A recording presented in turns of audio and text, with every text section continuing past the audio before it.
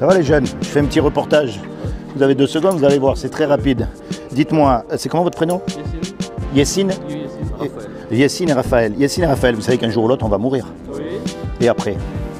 Est-ce que vous vous êtes déjà posé la question? Qu'est-ce qui va se passer? Moi, je crois un peu tout ça, un paradis. D'accord, et vous? Pas du tout. Ok, vous croyez pas en Dieu? Non. D'accord, pourtant c'est très facile de prouver que Dieu existe. Vous voyez votre téléphone? Ou vous prenez n'importe quel objet en face de vous. La preuve même qu'il y a un créateur, il est dans le téléphone. Imaginez, je vous dis, vous voyez le téléphone?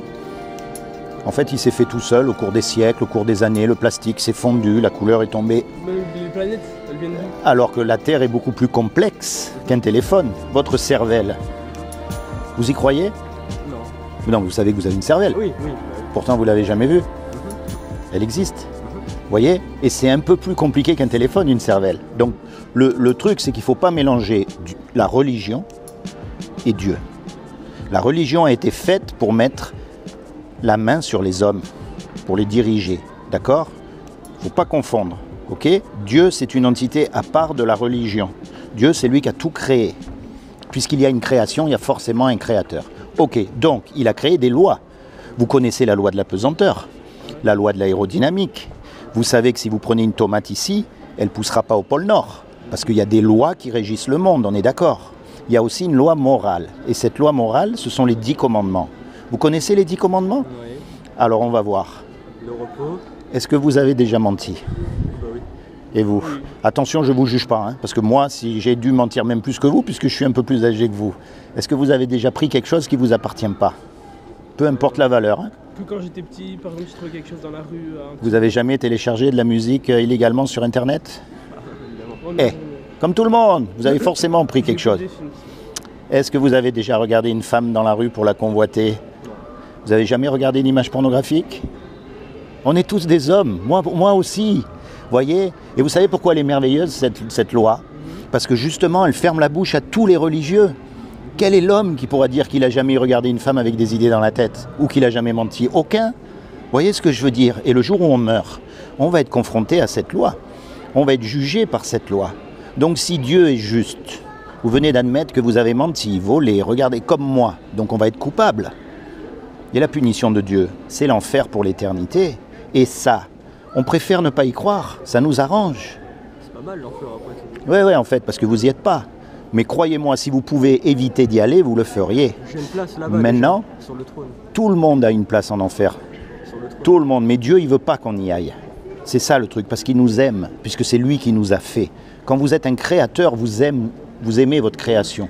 Donc il nous aime, il ne veut pas qu'on y aille. Donc il a fait quelque chose pour que vous et moi, malgré qu'on soit coupable, on puisse éviter d'y aller en enfer. Est-ce que vous savez ce qu'il a fait? Et vous? De quoi? Qu'est-ce que vous savez ce qu'il a fait pour qu'on puisse éviter d'aller en enfer, justement? Eh bien, c'est très simple. Il y a 2000 ans, il a pris une forme humaine et il est descendu sur terre. Il a pris la forme de Jésus. Et il a dit, quiconque croit que Jésus est le Fils de Dieu et qu'il est ressuscité des morts, il aura la vie éternelle à mes côtés. Mais ça ne suffit pas, ça. Parce qu'il y a écrit aussi que les démons aussi y croient. Et ils tremblent. La clé là-dedans, c'est ce qu'on appelle la repentance. Alors bien sûr, il faut arrêter de mentir, il faut arrêter de voler, il faut arrêter de faire toutes ces choses. Mais l'essence même de la repentance, c'est quand vous êtes tout seul, vous commencez à vous tourner vers Dieu, à lui parler avec vos mots, vos questions. Vous y croyez pas, vous lui dites. Dites-lui, moi j'ai un problème à comprendre et à croire qu'il y a un créateur qui nous a fait et qui va nous juger. Il faut être honnête avec lui. Aller vers Dieu, c'est pas réciter une récitation que tout le monde récite. C'est vous ce que vous avez dans le cœur. Et comme ça, vous commencez à vous rapprocher de lui. Il y a un livre exceptionnel qui s'appelle la Bible. C'est pas un vieux livre du tout. Vous seriez surpris en lisant ce livre. C'est pas fais ça, fais pas ça, fais ça, c'est pas du tout. Vous voyez, vous commencez dans le livre de Jean par exemple. Et vous vous rapprochez de Dieu. Comme ça, vous serez sauvés. Parce que sur terre, que l'on soit sur une chaise roulante, que l'on soit en prison, que l'on soit malade ou même que l'on soit riche et en bonne santé, ça s'arrête, on est d'accord? Mais après, ça s'arrête plus. Donc pensez-y. C'est comment votre prénom? Oui, mais attendez, avec tout ce que j'ai dit là, Raphaël, en plus avec un prénom comme ça. Raphaël et vous? Yacine.